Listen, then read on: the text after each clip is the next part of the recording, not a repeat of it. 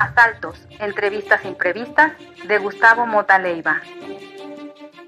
Leticia Ortiz, una historia real. Madrid, 1995. Leti apareció un día en nuestro piso compartido en el barrio de Moncloa, en el otoño de 1995. Lo primero que escuché fueron sus pasos firmes, de tacones altos y zapatos de punta. Después olí su tabaco arbitrario mezclado con un perfume dulce apenas perceptible.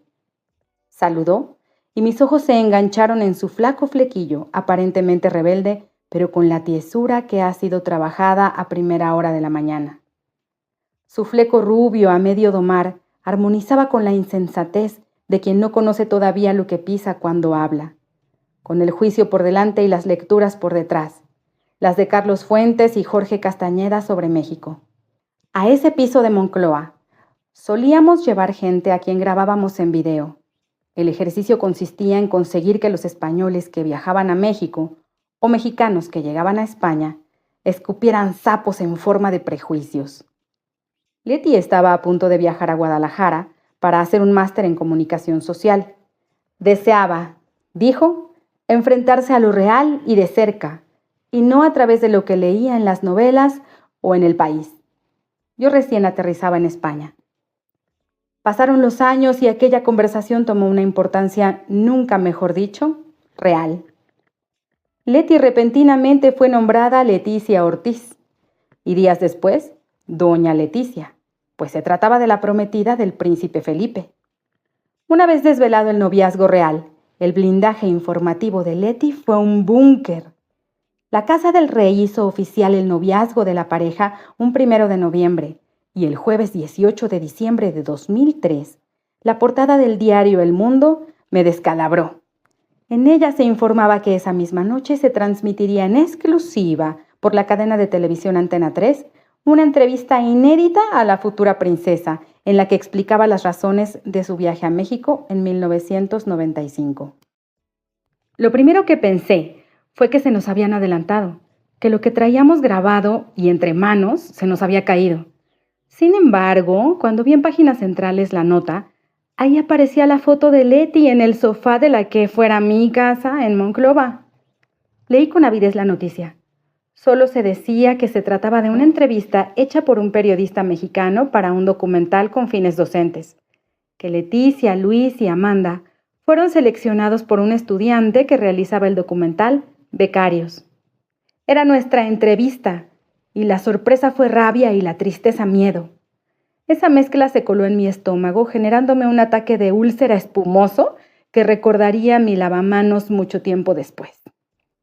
Consulté de inmediato si en calidad de coautor podía tener algún tipo de represalia.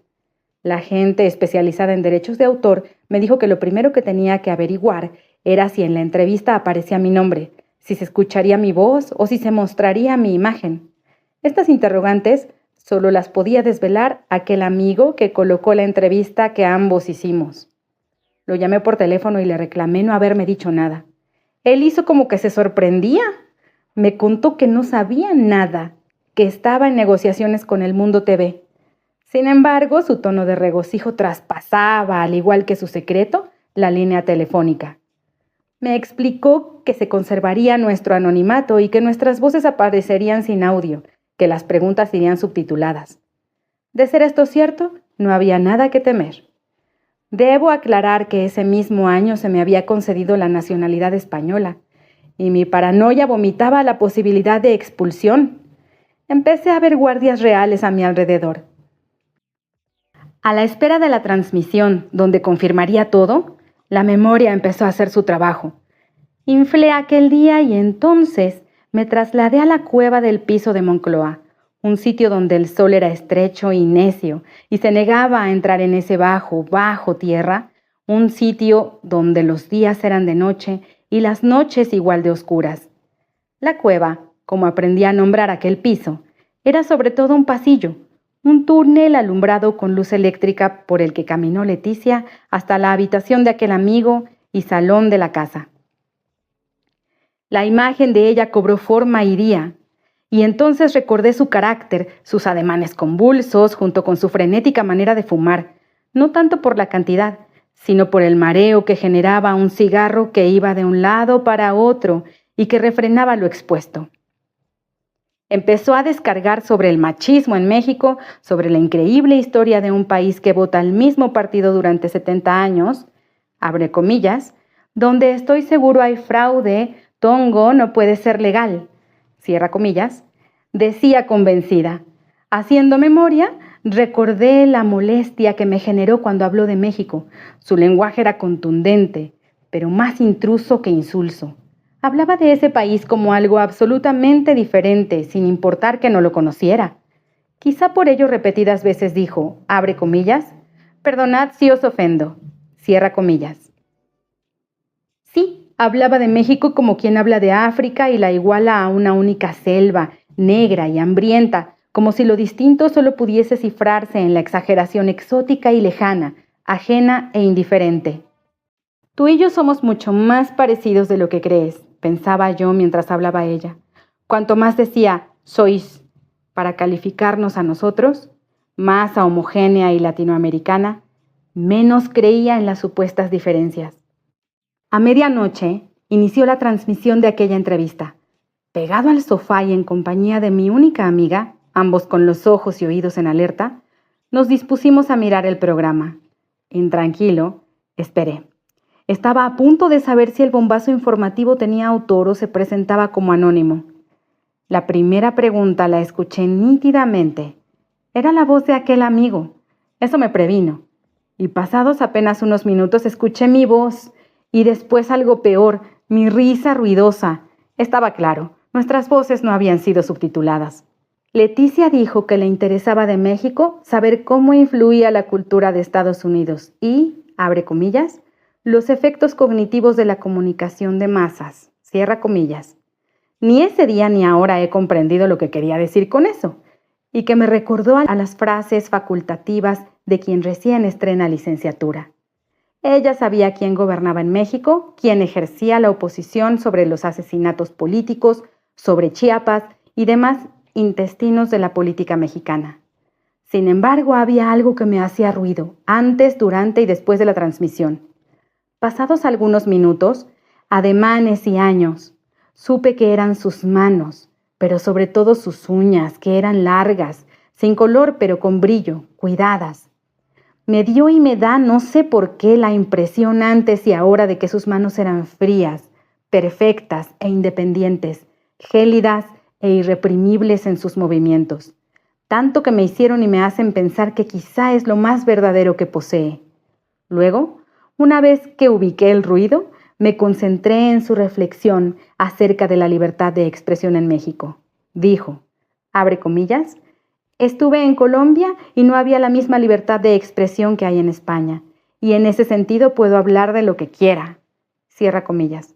Quizá fueran sus párpados y labios pintados a discreción, o las sombras que agrandaban sus ojos, o su dentadura tan blanca lo que hacía que su discurso fuera más transparente, incluida la ingenuidad. Bastaba con mirarla y ver cómo se echaba el cabello por detrás de la oreja cuando afirmaba algo acerca de lo ajeno, para hacer saber que creía en lo que decía. Mi prejuicio de chica guapa igual a tonta empezó a desvanecerse. Me gustó cuando se mojó en cuestiones como el aborto. Abro comillas. En Colombia me costó mucho hablar de algunos asuntos como el aborto o de algunos otros derechos fundamentales. También me dijeron que era muy machista México, y eso creo que se me va a hacer muy difícil. Cierra comillas. Hoy camina un paso detrás del hombre a quien ama. Descosida, con la textura de una balsa seca que navega a la defensiva, pegada a su intuición, deseaba gustar y convencer. Sonrió cuando aclaró, abre comillas, no voy con un ánimo conquistador, si acaso de hombres, cierra comillas. Continuó hablando acerca de lo que imaginaba de México, sobre Televisa que la asoció con un, abre comillas, imperio tipo prisa a lo bestia, cierra comillas. Sobre sus apetencias de viajar y deseos de vivir sola, sentir el desarraigo como una experiencia vital con la que conseguiría conocerse a sí misma. Aquel programa fue visto en horario prime por una audiencia millonaria, pero los autores nunca figuraron. Llamé al día siguiente a aquel amigo y entre gritos intentamos aclarar lo que terminó en un pleito de reclamos viejos. Fue la última vez que hablamos. Nunca supe cuánto cobró y la Casa Real jamás me buscó. Lo que hasta el día de hoy es inevitable es que cuando veo a Leti pienso en aquel amigo. El aire de aquel otoño de 1995 por igual nos sentenció a los tres.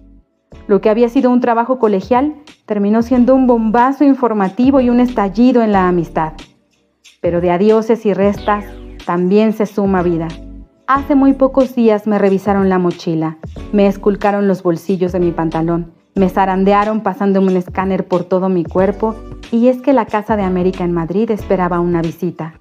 Entonces, cuando la vi protegida por un círculo real, pensé para mis adentros, abre comillas, pero si la conozco, ha estado en mi casa, cierra comillas. No obstante, eso ya corresponde a un territorio de ficción. La que pasaba delante de mí no era Leti, era una princesa, la princesa de Asturias, hoy reina de España.